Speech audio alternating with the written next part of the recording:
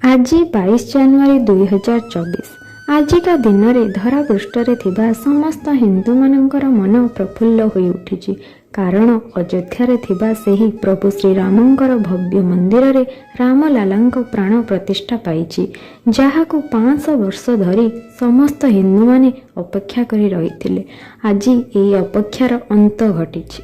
ରାମଲାଲାଙ୍କର ଅର୍ଥ ହେଲା ପ୍ରଭୁ ଶ୍ରୀରାମଚନ୍ଦ୍ରଙ୍କର ବାଳୁତ ରୂପ। ରାମଲାଲାଙ୍କର ଏହି ମନଲୋଭା ମୂର୍ତ୍ତି କେବଳ ଗୋଟିଏ ପ୍ରକାର ପଥରରୁ ବନାଯାଇଅଛି, ଯାହାର ନାମ ହେଲା ଶାଳିଗ୍ରାମ। ଏହା କଳା ରଙ୍ଗର ଅଟେ। ମାନାଯାଏ କି ଯେ ଏହି ପଥରରେ ଭଗବାନ ଶ୍ରୀବିଷ୍ଣୁ ବାସ କରନ୍ତି।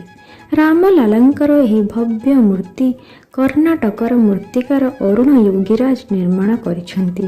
ଏହାର ଉଚ୍ଚତା 51 ଇଞ୍ଚ ଓ ଏହାର ଓଜନ ପାଖାପାଖି 200 କେଜି। ମୂର୍ତ୍ତିର ଶୀର୍ଷରେ ସୂର୍ଯ୍ୟନାରାୟଣଙ୍କ ଚିତ୍ର କରାଯାଇଅଛି, କାରଣ ପ୍ରଭୁ ଶ୍ରୀରାମଚନ୍ଦ୍ର ସୂର୍ଯ୍ୟ ବଂଶର ଥିଲେ।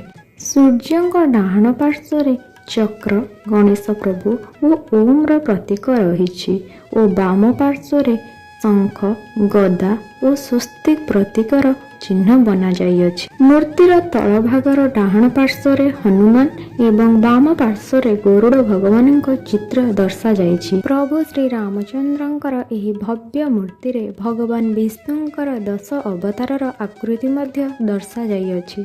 ଡାହାଣ ପାର୍ଶ୍ୱରେ ରହିଛନ୍ତି ପ୍ରଭୁ ଶ୍ରୀବିଷ୍ଣୁଙ୍କର ମତ୍ସ୍ୟ ଅବତାର, କୁର୍ମ ଅବତାର, ବରାହ ଅବତାର, ନରସିଂହ ଅବତାର ଓ ବାମନ ଅବତାର ଏବଂ ବାମ ପାର୍ଶ୍ୱରେ ରହିଛନ୍ତି ପରଶୁରାମ ଅବତାର, ରାମ ଅବତାର, କୃଷ୍ଣ ଅବତାର, ବୁଦ୍ଧ ଅବତାର ଓ କଳ୍କି ଅବତାର। ରାମଲାଲାଙ୍କର ଏହି ପ୍ରତିମୂର୍ତ୍ତିରେ ଆପଣ ପ୍ରଭୁ ଶ୍ରୀରାମଚନ୍ଦ୍ରଙ୍କୁ 5 ବର୍ଷର ଶିଶୁ ରୂପରେ ଧନୁ ଏବଂ ତୀର ଧରି ପଦ୍ମଫୁଲ ଉପରେ ଠିଆ ହୋଇଥିବାର ଦେଖିବେ।